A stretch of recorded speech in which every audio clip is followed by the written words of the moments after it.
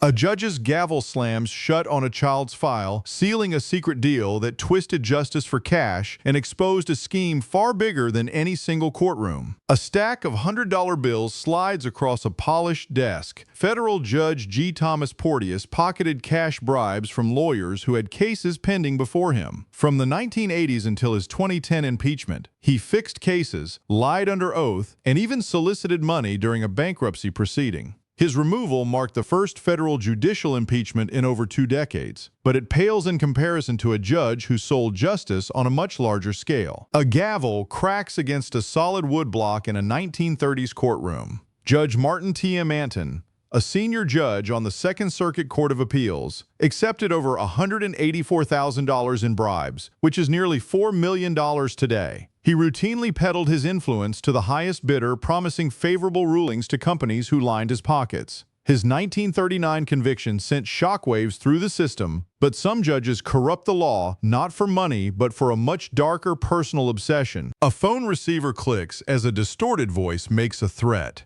New York's top judge, Sol Vockler, disguised his voice to extort his former lover and her teenage daughter. He demanded $20,000, threatened to release compromising photos, and even planned to kidnap the girl. The FBI arrested him in 1992, exposing a shocking personal collapse that proved corruption isn't always about greed, a lesson learned centuries earlier by one of England's most famous minds. A quill pen scratches across a parchment confession in 1621. The brilliant philosopher Sir Francis Bacon, then Lord Chancellor of England, admitted to taking bribes from litigants. He confessed to 23 separate charges of corruption, accepting gifts to influence the outcome of cases before him. Though he was fined and imprisoned, his fall from grace became a legendary warning. Yet it doesn't compare to our #1 spot, where the victims weren't corporations, but children. A pair of handcuffs clicks shut on a teenager's wrists for a minor offense. In the infamous Kids for Cash scandal, Pennsylvania judges Mark Ciavarella